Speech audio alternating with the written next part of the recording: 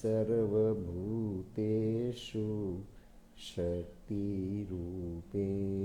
संस्थिता नमस्तस्यै नमस्तस्यै नमस्तस्यै नमो नमः। या देवी सर्वभूतेषु मातृरूपेण संस्थिता नमस्तस्यै नमस्तस्यै नमस्तस्यै नमो नमः। या देवी सर्वभूतेषु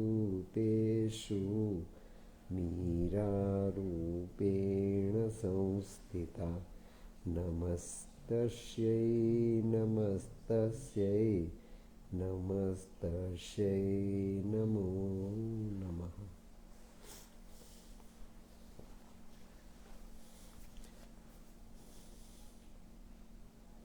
पूज्य माँ भगवती, पूज्य Sri Arvind, you all seated here and the people listening to this elsewhere outside are all not only selected but blessed souls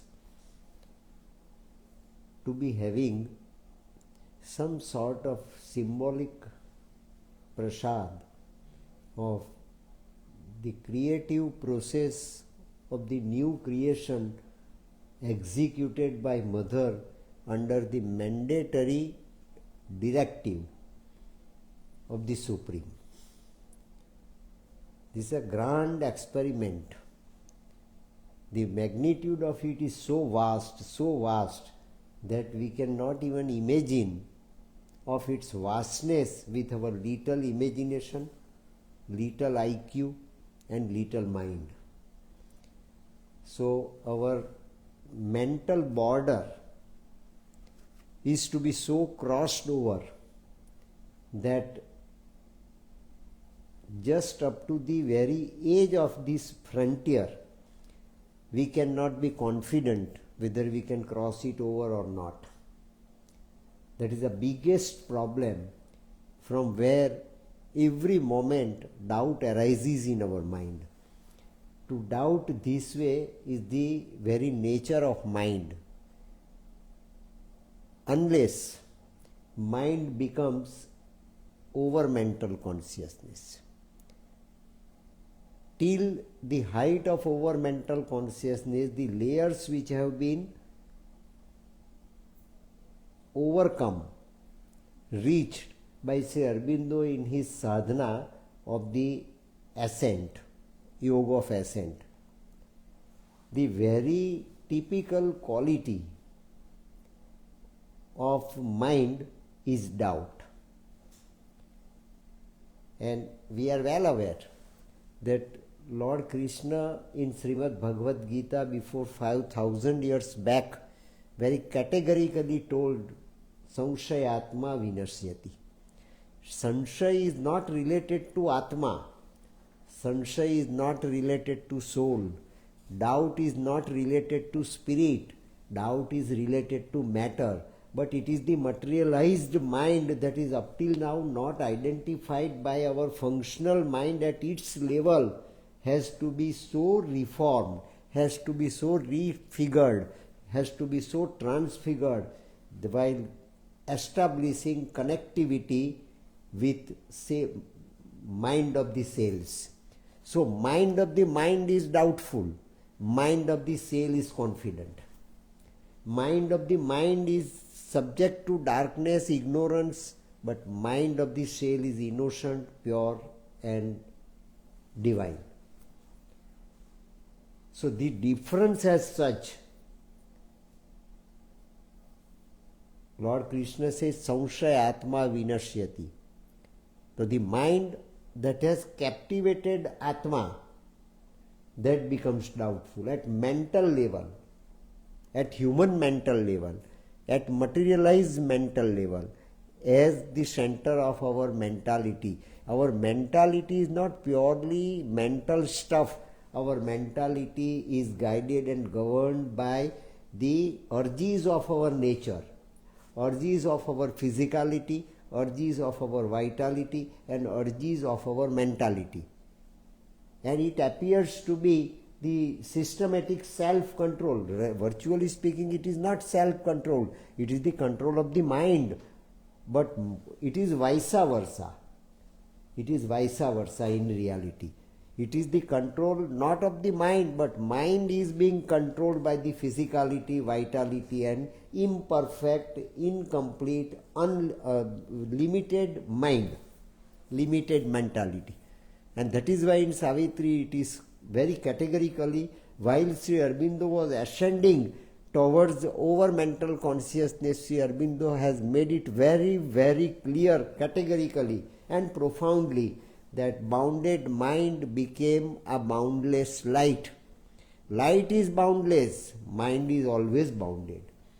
So the difference between one world within the bowl and the another world that is outside the bowl is the difference between bounded mind and boundless light. Boundless light is the nature of the other world, out of the bowl, and bounded mind is the nature of the bowl within the limit of its wall. For fish it is unlimited.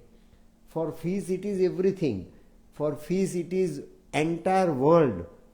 For our mind, entire humanity is the only vastness. Over and above infinity, over and above this cosmos, that nothing exists. That is the highest, largest, widest imagination made accessible to our mind. That is the real quality of our mind. And the another quality of our mind is to take doubt. Unless we grasp and comprehend the totality around us, our mind is not inclined to accept it as reality. So whatever is scientifically spelt out, whatever is scientifically drawn, whatever is scientifically explained, whatever is logically explained, psychologically explained by the science pertaining to the object that is to be understood by us, mind is not prepared to accept it, and non-acceptance on the part of the mind becomes doubt. We say that we don't accept or we say that we accept does not matter. It is the flame of doubt that first of all arises, and in the light of the flame of the doubt we can try to understand each and everything, including ourselves, including our soul, including anything that pertains to our body. And that is because of the very reason Lord Krishna propounded and said that Samshaya Atma Vinasyati. Atma captivated by this type of mind is lost its assigned work, its assignment in this birth. And that is why mind is to be made silent, mind is to be made pure, mind is to be transfigured first, mind is to be made neutral, mind is to be made mindless space. So mindless space is the real nature of this present functional mind, but we are all the while victims of the minded mind, rather bounded mind. And the boundary is unknown to the mind. Boundary is unknown to the mind. We can think of anything, we can never think of the boundary of our mind. Though mind is bounded, prisoner doesn't look to the fetters, prisoner doesn't look to his prison, prisoner doesn't look to his being captivated. So mind also all the while logically thinks, but mind doesn't think that whatever mind can produce, mind cannot produce positivity, mind cannot produce faith, mind cannot accept faith, trust, confidence, power, willpower. Mind can only be automatically slips into the zone of doubt. And verification is the very passage of truth for mind. Mind always banks upon verification. Mind does not bank upon the reality as it is presented before him. Someone says this is right, this is wrong, this is powerful, this is not powerful, this is truth, this is not truth. But we cannot accept object as object. We can accept object proved by our verification as object to us and to our little mind. That is our bounded mind. So, Samshaya Atma Vinashyati. So, Samshaya is the quality, Samshaya is the characteristic of that mind. But that mind had captivated our soul, and that is why soul appears to be non-entity to us. Soul appears to be invisible to us. Soul appears to be captivated to us, and captivization of soul is accepted, is looked at by mind as freedom. Oh, this is my freedom, because it is the free rope given to mind by this soul. Captivated soul gives freedom to this mind. There is a difference in our home language, Swatantrata and Swachandata. Swachandata is not Swatantrata, and Swatantrata is not Swachandata. So Swachandata is the Swatantrata to mind, and Swatantrata, limited Swatantrata, is Swachandata to the soul. Because we have up till now not experienced the territory of the soul. We have only experienced the territory of the mind. These are two worlds. One world within the bound, within the bowl, that is world of mind. One world outside the bowl, that is the world of spirit. And that is why it is world of spirit, sight of spirit, action of spirit, approach of spirit, understanding of spirit, prudence of spirit, experience of spirituality of spirit can bring us truth only, and mind is compelled at this level to accept this truth. That is sadhana. And mother has undergone it after departure of Sri Aurobindo physically. And under the supramental mandate of Sri Aurobindo, under the mandate of Lord Krishna, seated in his psychic as his own psychic, Sri Aurobindo experienced the entire yoga, that is the sound synthesis between ascent and the descent. Sri Aurobindo also has accomplished the yoga of ascent, and Sri Aurobindo has also accomplished the yoga of descent. So we cannot separate yoga of ascent from yoga of descent, or we cannot make any distinction between yoga of mother and yoga of Sri Aurobindo. Both are the same yoga, but the two different worlds are to be so assimilated in this yoga that one can see outside the bowl also, and one can see within the bowl also. And within and without, there is no within and no without. It is the totality that was experienced by the mind. Mind is to be made so boundless that wherever light is there, light from outside also can enter into the bowl, and light within the bowl also can go outside without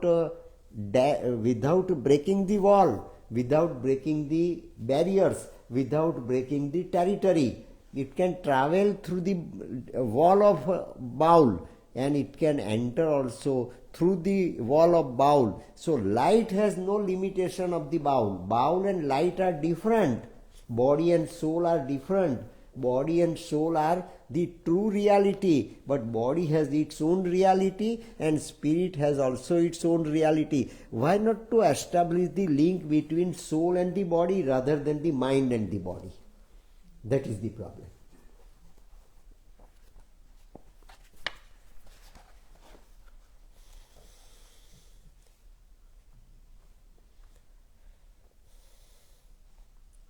The quality of those two vibrations, and mother says the quality of these two vibrations.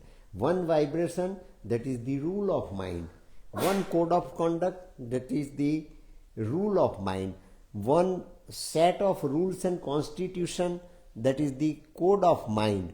And another rule of spirit, another world of spirit, another existence of spirit within these boundaries of the mind is a different code of conduct. is different reality, is different vibration, which are still separate, in us. We usually hear the voice of our mind and we just are tempted to give it a name that it is voice from within. It is the voice of my heart. It is the voice of my inner being. It is the voice of my soul. But really speaking, it is not the voice of the soul. It is the nuisance, noise of your mind. Mind creates noise and it appears to be the real experience. It appears to be the real mandate. It appears to be the real thinking. It appears to be the real thought to us because it is our bad habit. It is our dead habit that is deliberately generated at this limited sense of our mind.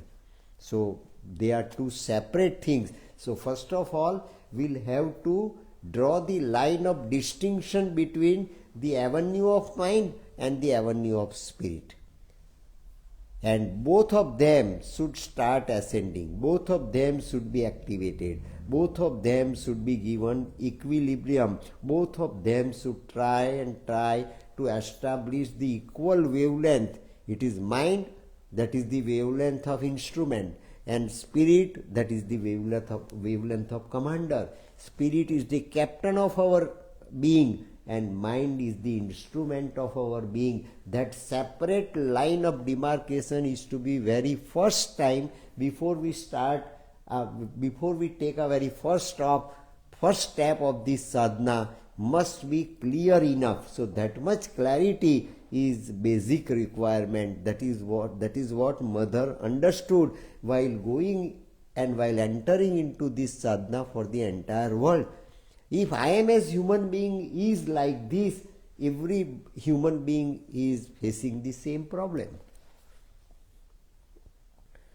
So that one can be conscious of them both. One can be conscious. We should be conscious of our mind, and one should and spirit too. But one should be conscious of both the avenues are different. This is the fact. We are to be first of all compulsorily conscious beyond this cause of separateness, cause of separation, existence of this inevitable separation, that body is different, mind is different.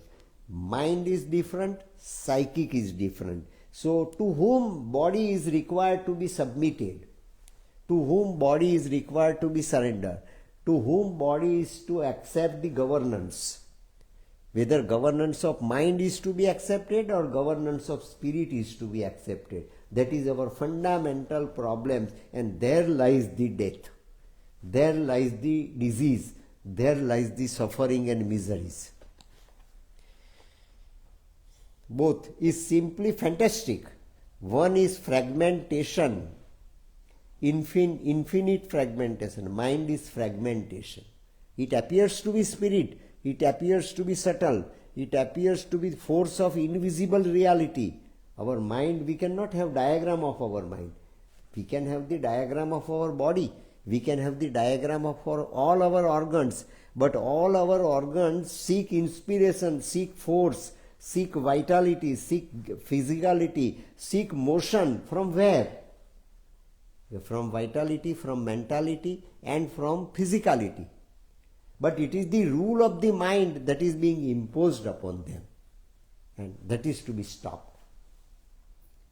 And that mind can be concentrated on spirit, on light, on reality within, on the reality up till now not marked out. The second vibration, the second world that is within, the world of the spirit, the kingdom of God that is within. And if we get entry into the kingdom of God, that is the real moksha.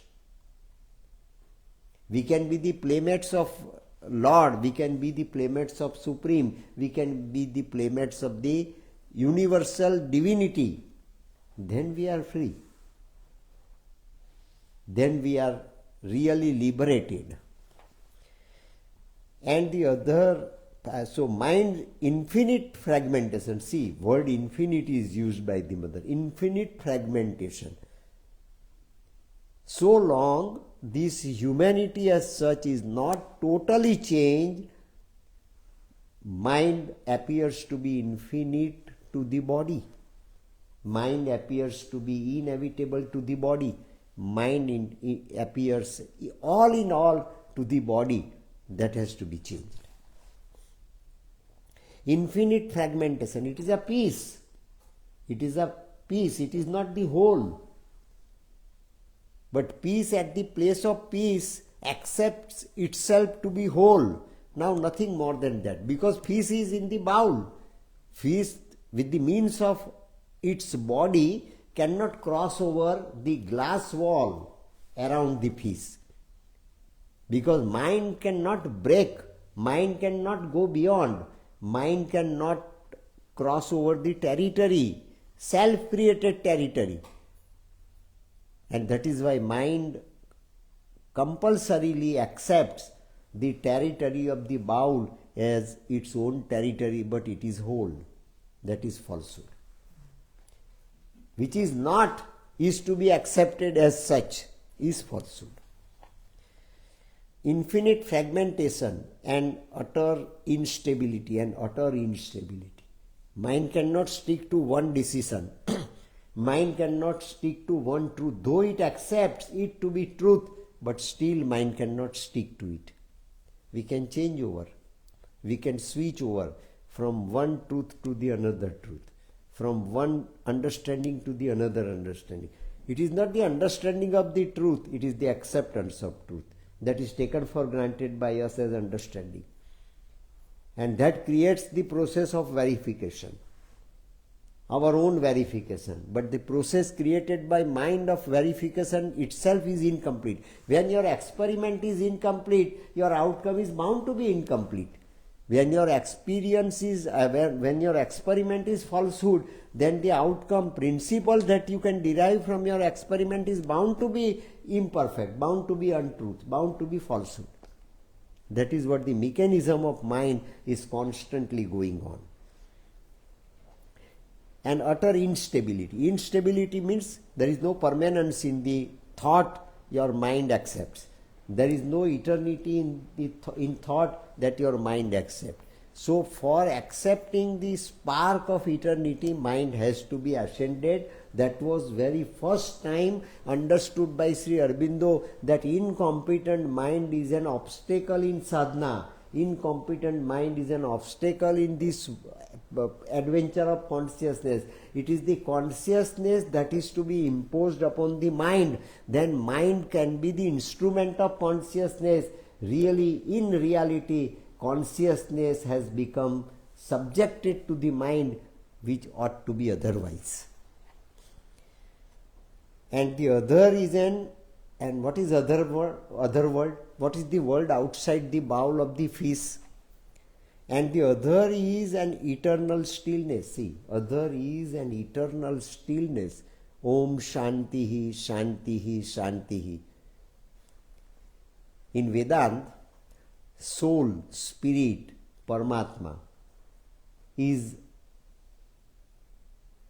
understood with three different dimensions. Satyam, Rutam, Bruhat.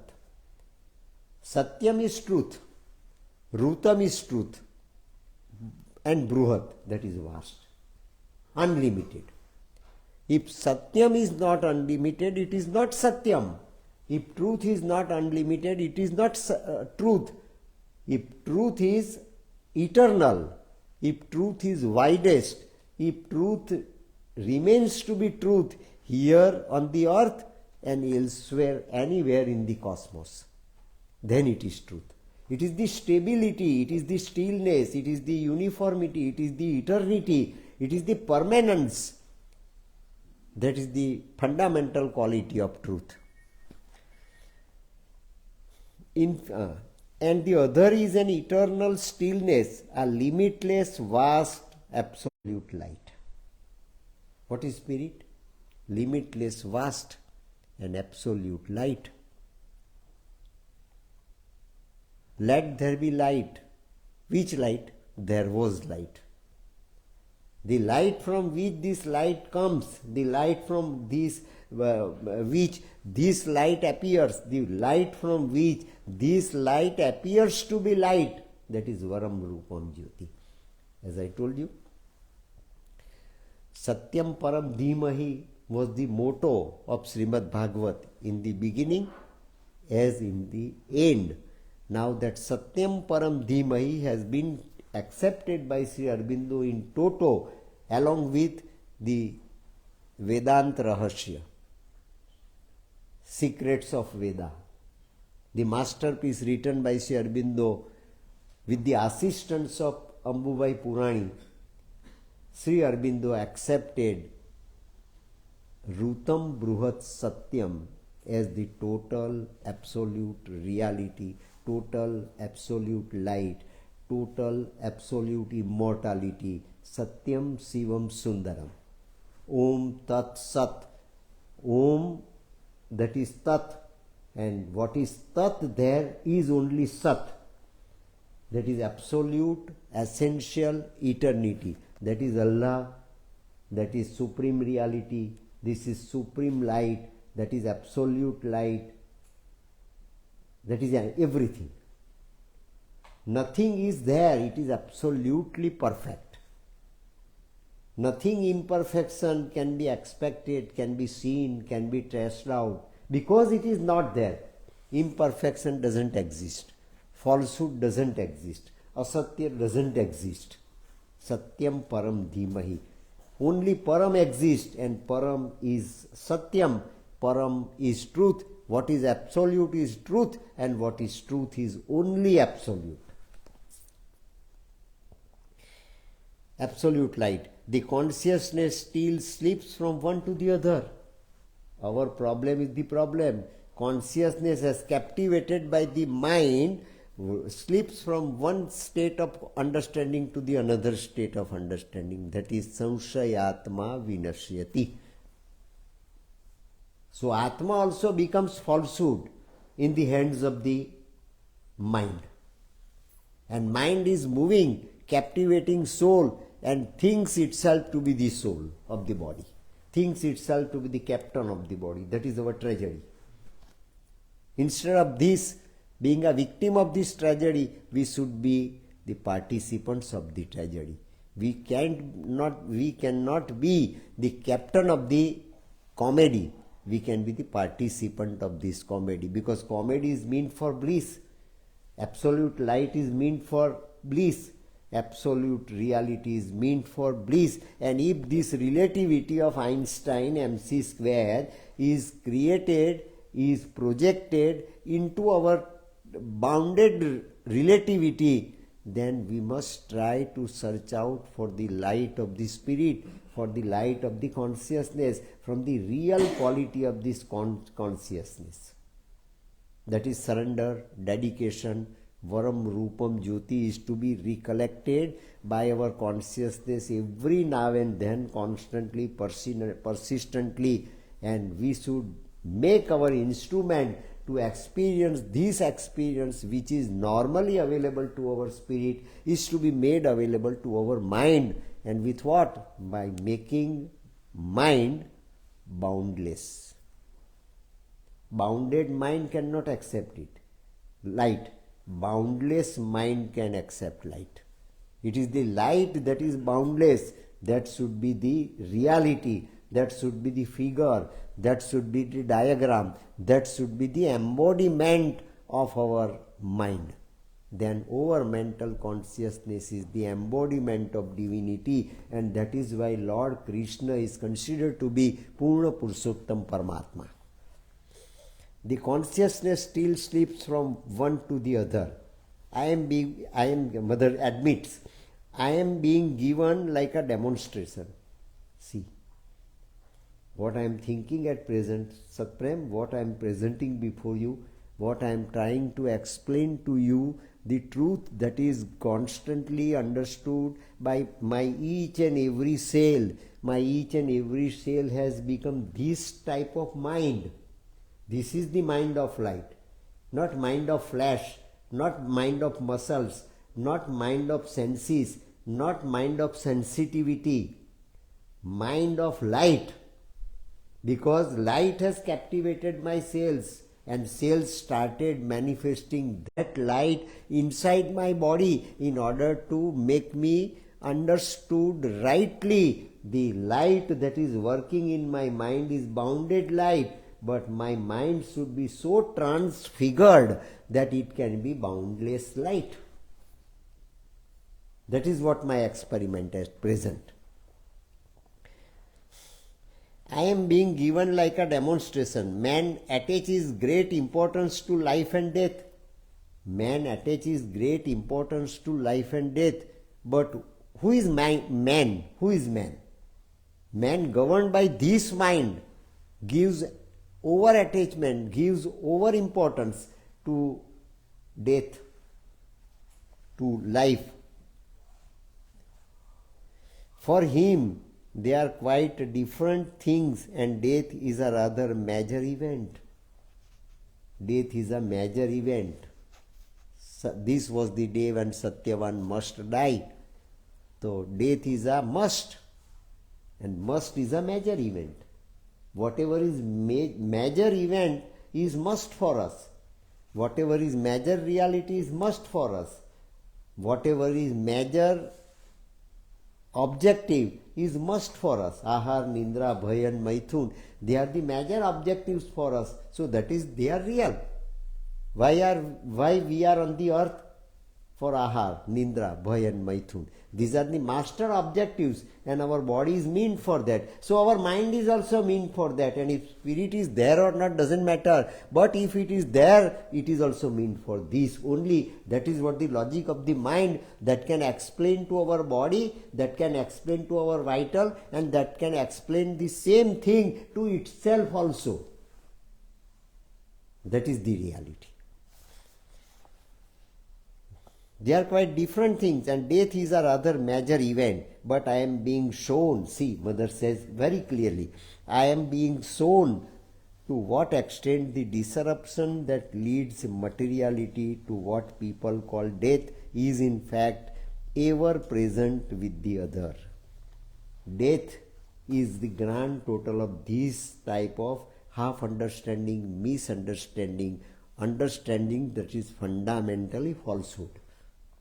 Fundamentally falsehood. That leads us to the death. Death is not in the world outside the bowl. Death is not in the world outside the bowl, because it is absolute light. How can we expect, scientifically speaking, how can we expect darkness to be there in the very presence of the light? Even a matchstick's flame can remove darkness totally from our room. A little flame can remove the total darkness. What absolute light can do? What absolute light can do? We are supposed to kindle our light. We are supposed to kindle the light of our soul. Then entire darkness within our body, within our bowl in reality, we can see the world outside. So it is Swarat who can see the Virat. It is Swarat who can go beyond the bowl. It is the Swarat that can cross over the wall and boundary of the mind. So that is the only master key. So if it can cross over, lighted mind, enlightened mind, up till now all different religions, including Lord Buddha, was inspired, was fascinated, was highly impressed, who has achieved this enlightenment under the Bodhi tree at Gaya. And that is absolute. That is absolute. No, that is not absolute. That is only one experience, one aspect of the absolute light that is still to be achieved. And that is why ninth incarnation of Lord Buddha has to be just assistant reality, has to be pro-reality. 10th avatar is incarnation of Kalki Narayan, where Prakriti is also Purna, Satchidanand is also to be perfectly manifested, and soul, spirit, not captivated, but the supreme has to be brought down as supramental on this spirit, and in order to realize, and it is to be achieved by mind, and that is why it is supramental. How divine is to be achieved by mind is supramental. How divine is to be allowed to work upon our physicality, vitality and mentality, that is supramental, and that is why it became inevitable need for Sri Aurobindo to realize the vision as such on the earth. That planet has got the privilege to realize this new reality of tomorrow, and that is why Sri Aurobindo had dedicated himself and dedicated the entire world mother, the Prakriti of entire world mother, of this present mother, to this and this cause only. And this is the demonstration given to me after Sri Aurobindo's departure from here, from human body. This is the demonstration given to me to achieve with my human body. So I have to conquer bowl within. I have to conquer the reality that is within the bowl and reality that is without, reality that is outside the bowl. So it is the reality of within the bowl, that is Lord Krishna individual perfection, and reality outside the bowl is Virat, that was made accessible to the mind of Arjuna. Similarly, supramental is made accessible to the human mind of humanity, that is supramental. So Virat existing on the earth, Virat manifesting on the earth through any framework, through any type of body, might be the body of light, might be the body of power, might be the body of divinity, but definitely it will be the body of infinity. That is why body is also required to be transfigured and transformed.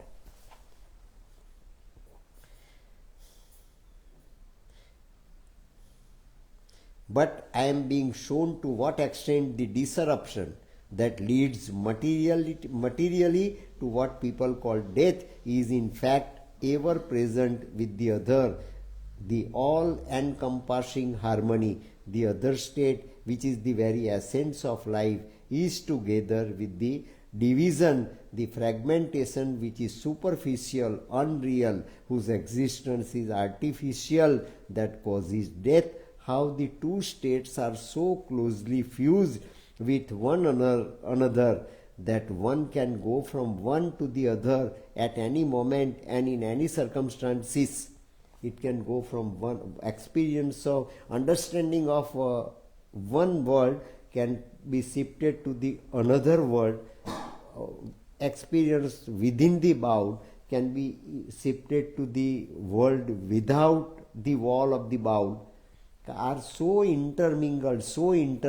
Mind and our soul are so intermingled that we cannot draw the line of separation, as distinction between these two worlds is our problem. And that is why out of fear we have accepted this wrong habit of death, and that is to be removed, that is to be rooted out.